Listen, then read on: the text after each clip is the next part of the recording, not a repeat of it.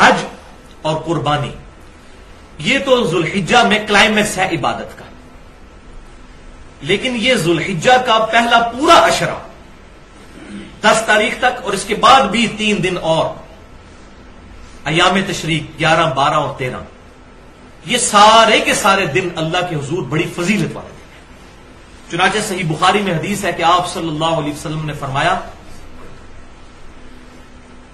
کہ باقی دنوں کی نسبت ان ذوالحجہ کے 10 دنوں میں کی گئی عبادت، اس کی فضیلت کو کوئی نہیں پہنچ سکتا۔ صحابہ اکرام علیہم رضوان نے عرض کیا کہ جہاد بھی نہیں، جو اسلام کا ایپیکس اور سمم بونم ہائیسٹ گڈ ہے، ایمینول کانٹ کی فلاسفی میں ہائیسٹ گڈ کو کہتے ہیں سمم بونم، اور قتال پر میری پوری گفتگو ہے تقریباً 35 سے 40 منٹ کی اہل سنت پاک.com پر، قتال کی اہمیت اور کلمہ گو اہل قبلہ مسلمانوں کی تکفیر کی مذمت، مسئلہ نمبر 25 کے نام سے، تو یہاں محل نہیں۔ تو صحابہ نے پوچھا جہاد کرنے سے بھی افضل ہے اس میں نیک عبادت اور نیکی کے کام کرنا؟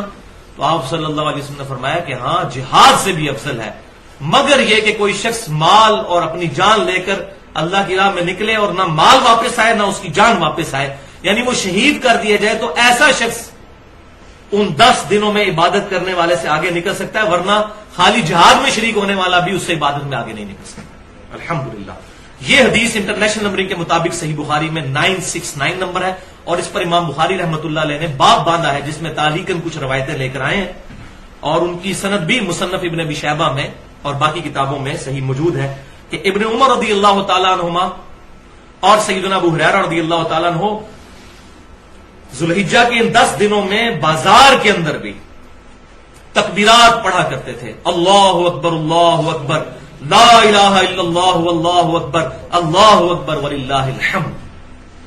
اور پھر امام بخاری لے کر آئے کہ امام محمد باقر رحمۃ اللہ علیہ، جو سیدنا حسین رضی اللہ تعالیٰ عنہ کے پوتے ہیں، امام زین العابدین کے بیٹے، وہ نوافل نماز پڑھنے کے بعد بھی یہ تکبیرات پڑھا کرتے تھے۔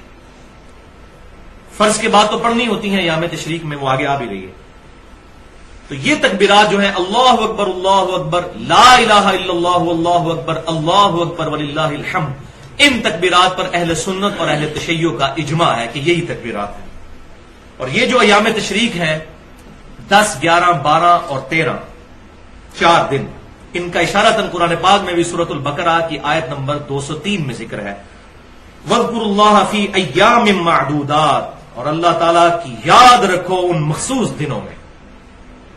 اور اسی کے کانٹیکسٹ میں امام بخاری 969 نمبر حدیث میں لے کر آئے کہ ابن عباس رضی اللہ تعالیٰ عنہ کہتے ہیں کہ ایام معدودات سے مراد ایام تشریق ہے۔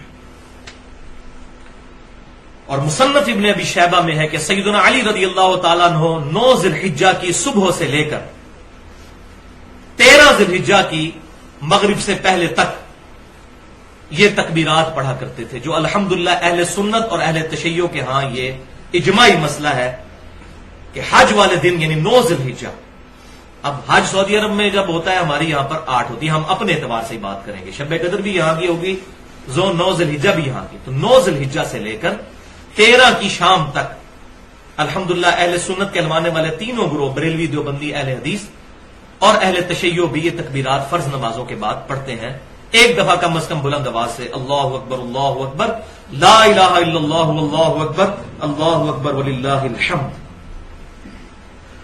اور بھائیو انہی عبادات میں سے ایک عبادت ان 10 دنوں میں بہت فضیلت والی، وہ ہے یوم عرفہ یعنی 9 ذی الحجہ کا روزہ، جو صحیح مسلم میں حدیث ہے کہ آپ صلی اللہ علیہ وسلم نے ارشاد فرمایا کہ میں اللہ سے امید کرتا ہوں کہ 9 ذی الحجہ کا روزہ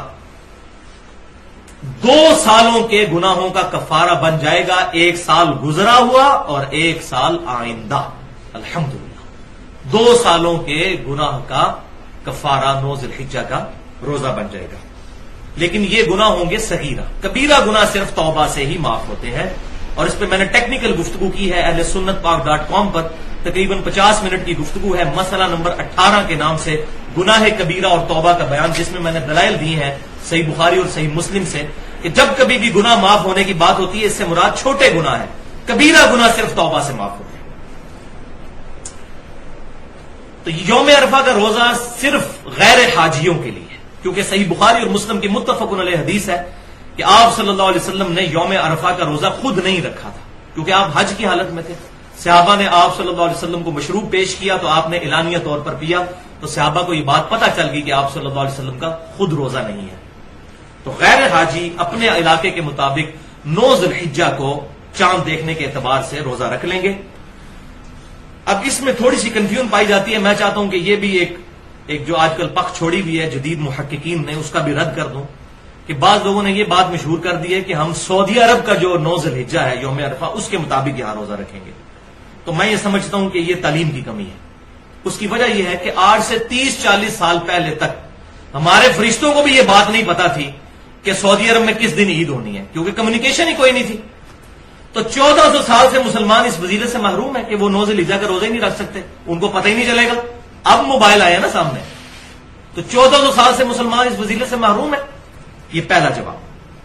دوسرا یہ جو الزامی جواب ہے، جس کو ہم لاجیکل جواب کہتے ہیں فلسفے کی لینگویج میں، اور میں نے پنجابی میں اس کے لیے تھوڑا سخت لفظ رکھا ہے، لیکن وہ میں ٹرانسلیشن کے طور پر جو پنجابی ہے وہ پسند کرتے ہیں پکی الزامی جواب. وہ یہ ہے کہ اگر یہ منطق مان لی جائے کہ سعودی عرب کا جو ہے وہ 9 ذی الحجہ یا یوم عرفہ دیکھا جائے گا، تو امریکہ کے اندر رات ہوتی ہے جب سعودی عرب میں دن ہوتا ہے. امریکہ میں قیامت تک یوم عرفہ پھر کبھی نہیں آئے گا. کیوں؟ کہ جب سعودی عرب میں دن ہوتا ہے امریکہ میں رات ہوتی ہے. وہ اتنا زیادہ گھنٹوں کا فرق ہے کہ کبھی بھی یوم عرفہ قیامت تک امریکہ میں نہیں آئے گا. اور پلین ٹروتھ میگزین میں موجود ہے، پاکستان میں جیو کو انٹرویو دیتے ہوئے 2007 میں کلنٹن نے خود کہا تھا، میں نے خود اپنے کانوں سے سنا، اسلام از دا فاسٹسٹ گروئنگ ریلیجن ان امریکہ. امریکہ میں سب سے تیزی سے پھیلنے والا دین اسلام ہے. اور یہ پریڈکٹ کیا جا رہا ہے کہ 2050 تک سب سے زیادہ تعداد امریکہ میں مسلمانوں کی ہوگی. اور امریکہ آبادی کے اعتبار سے چوتھے نمبر پر ہے، 32 کروڑ کے قریب آبادی ہے، پاکستان سے بھی 1.5 گنا. اور وہاں کروڑوں مسلمانوں کو آپ محروم کریں گے قیامت تک کے لیے، یہ مولوی اپنی کم علمی کی وجہ سے کہ یوم عرفہ سعودی عرب کا دیکھا جائے گا. بھائیو، شب قدر بھی یہاں کی دیکھی جائے گی، یوم عرفہ بھی یہاں کا دیکھا جائے گا. 9 ذی الحجہ، یوم عرفہ سے مراد 9 ذی الحجہ. الحمدللہ. تو یہ دلیل ہے جس کو سورۃ الانفال میں فرمایا گیا، جو ہلاک ہوا دلیل سے ہلاک ہوا، جو زندہ ہوا دلیل سے زندہ. تو میں نے اپنی دلیل الحمدللہ بتا دی ہے اس میں. اور پاکستان میں انشاءاللہ 1433 ہجری میں 9 ذی الحجہ 26 اکتوبر 2012 کو آئے گی انشاءاللہ، ہفتے کے دن، جمعے کے دن. ہفتے کو تو عید ہے. تو اب وہ والی حدیث بھی اپلائی نہیں ہوگی کہ اکیلے جمعے کا روزہ نہیں رکھ سکتے، کیونکہ یہ پرٹیکولر اب بات آ گئی. تو جمعے کا روزہ رکھ سکیں گے، یہ پرٹیکولر اس کے لیے دلیل خاص مل گئی ہے، وہ عام حکم ہے. تو 26 اکتوبر 2012 کو ہمارے اس جہلم شہر میں ختم سحری ہے 4:55 پہ، اور افطار ہوگا انشاءاللہ شام 5:20 میں. تو انشاءاللہ روزہ خود بھی رکھیں اور گھر والوں کو بھی رکھوائیں. بہت فضیلت ہے اس روزے کی. 1 سال گزشتہ اور 1 سال آئندہ کے گناہ انشاءاللہ معاف ہو جائیں گے.